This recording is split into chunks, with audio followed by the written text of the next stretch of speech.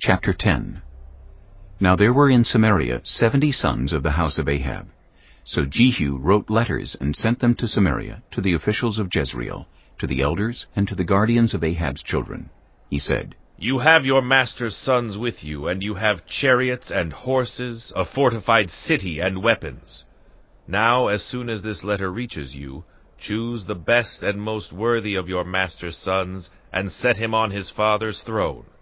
Then fight for your master's house.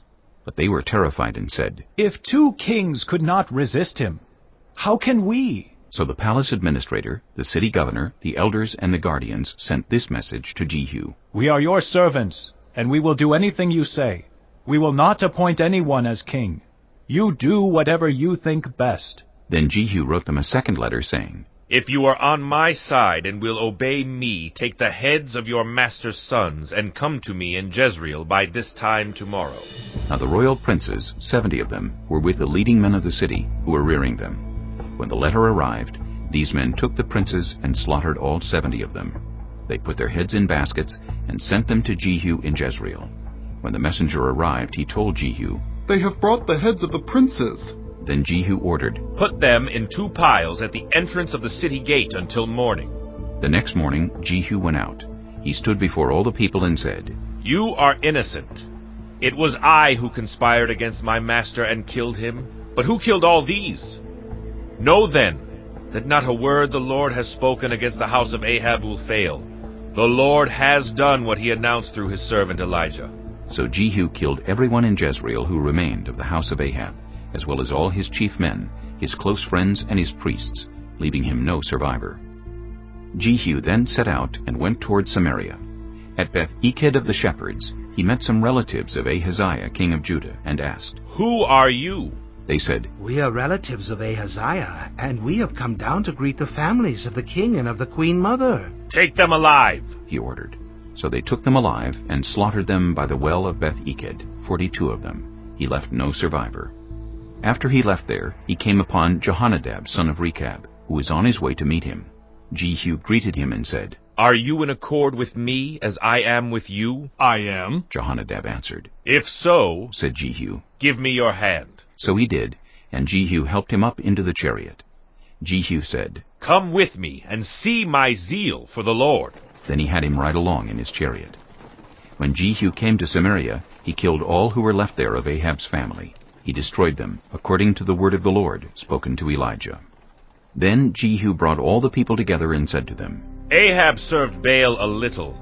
Jehu will serve him much.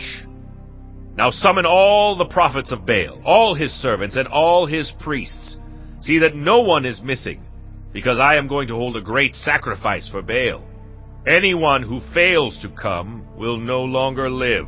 But Jehu was acting deceptively in order to destroy the servants of Baal. Jehu said, Call an assembly in honor of Baal. So they proclaimed it. Then he sent word throughout Israel, and all the servants of Baal came. Not one stayed away. They crowded into the temple of Baal until it was full from one end to the other. And Jehu said to the keeper of the wardrobe, Bring robes for all the servants of Baal. So he brought out robes for them. Then Jehu and Jehonadab, son of Rechab, went into the temple of Baal. Jehu said to the servants of Baal, Look around and see that no one who serves the Lord is here with you, only servants of Baal. So they went in to make sacrifices and burnt offerings. Now Jehu had posted 80 men outside with this warning, If one of you lets any of the men I am placing in your hands escape, it will be your life for his life. As soon as Jehu had finished making the burnt offering, he ordered the guards and officers, Go in and kill them! Let no one escape! So they cut them down with the sword. The guards and officers threw the bodies out and then entered the inner shrine of the temple of Baal. They brought the sacred stone out of the temple of Baal and burned it. They demolished the sacred stone of Baal and tore down the temple of Baal, and people have used it for a latrine to this day. So Jehu destroyed Baal worship in Israel. However, he did not turn away from the sins of Jeroboam son of Nebat, which he had caused Israel to commit, the worship of the golden calves at Bethel and Dan. The Lord said to Jehu, Because you have done well in accomplishing what is right in my eyes, and have done to the house of Ahab all I had in mind to do, Your descendants will sit on the throne of Israel to the 4th generation.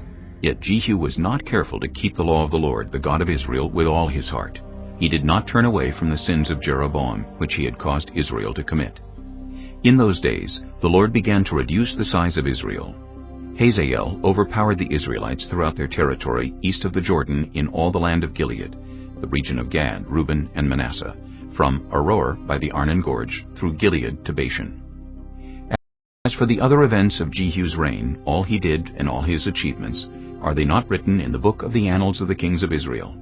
Jehu rested with his ancestors and was buried in Samaria, and Jehoahaz his son succeeded him as king. The time that Jehu reigned over Israel in Samaria was 28 years.